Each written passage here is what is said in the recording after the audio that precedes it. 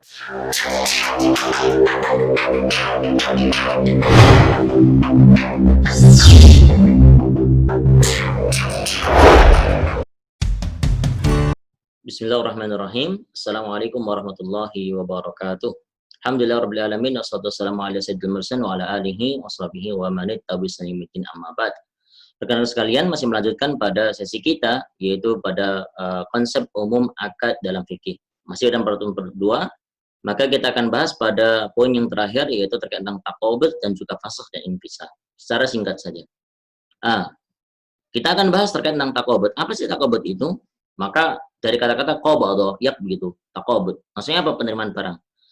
Ini dimaksudkan adalah apa? Akad jual beli yang sah akan berdampak kepada peralihan kepemilikan barang dari penjual kepada pembeli. Kepemilikan beralih dikarenakan akad sekalipun belum terjadi qabd. Nah, ini contoh misalkan penjual berkata, aku menjual mobilku kepadamu dengan harga 50 juta rupiah. Pembeli berkata, saya terima dan berikan uang 50 juta. Dengan kata-kata tersebut, kepemilikan barang telah berpindah dari penjual kepada pembeli, walaupun surat balik nama belum keluar, atau yang lain-lainnya. Apabila surat balik nama telah keluar, saat itu dikatakan pemilikan mobil telah berpindah dan terjadi namanya taqabud. Nah, itu taqabud artinya apa? Penerima atau penyerah terimaan barang tersebut. Dengan demikian, qabd berarti pihak pembeli telah dapat menggunakan barang tersebut dan qabd lebih dari sekedar peralihan kepemilikan. Jadi al-qabd, jadi benar-benar sudah diterima, sudah didapatkan oleh si pembeli. Nah, kita bicara syarat sah taqabud itu apa sih? Maka taqabud ini terjadi secara mankulan sama aqaran atau iqaran. Aqaran sama iqaran.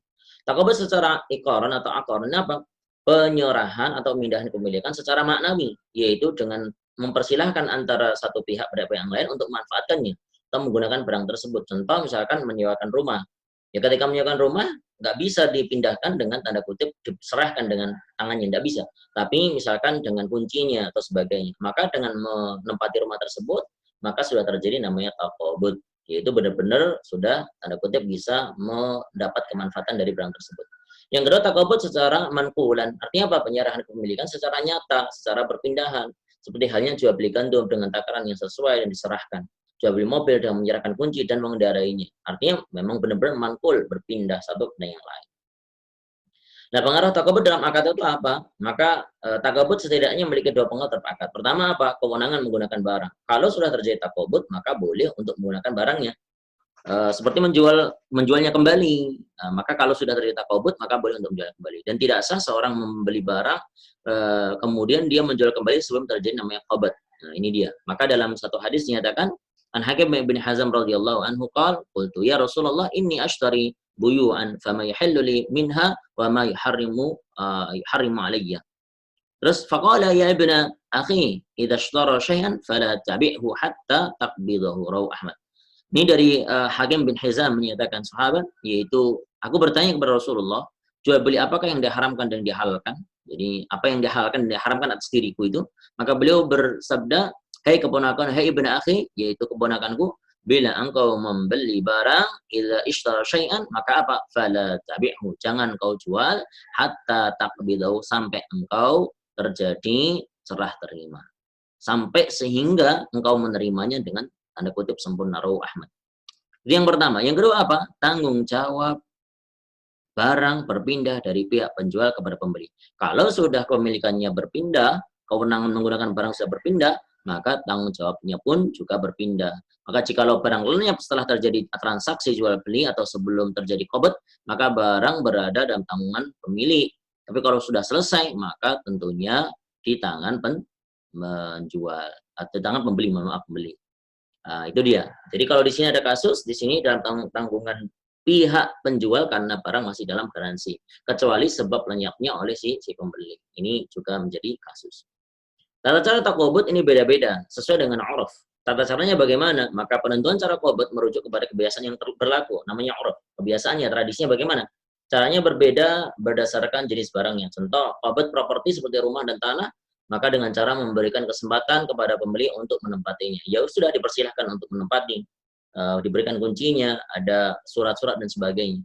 Obat makanan, pakaian, perkakas dengan cara apa? Memindahkannya ke tempat semula, ke tempat yang lain dan sebagainya. Diberikan kepada tangannya dan sebagainya.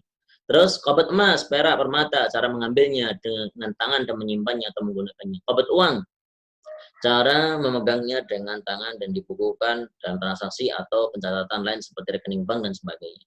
Kabut mobil dengan cara membawa keluarnya dari tempat semula dan sebagainya, menerima dokumen, tercantum nama pembeli dan sebagainya. Dan seterusnya, ini tata cara kabut itu sendiri. Dan yang terakhir adalah posisi fasa sama infisa. Suap-suap berakhirnya akad. Nah, ini maksudnya fasa apa? Pemutusan. Pihak-pihak yang berakad sepakat membatalkan akad sehingga hukum akad terhapus secara total. Seolah-olah tidak pernah terjadi akad. Namanya fasa, pemutusan dari kedua belah pihak. Nah, ini sepakat ya untuk melakukan namanya fasa. Nah, sebabnya contoh akad yang jaiz, adanya hak khiar, terus iqalah atau salah satu pihak yang telah ridho, akhirnya kedua belah pihak sepakat untuk tidak melanjutkannya. Selanjutnya adalah infisah, yaitu terputus dengan sendirinya, dinyatakan dia putus atau terselesaikan demi hukum.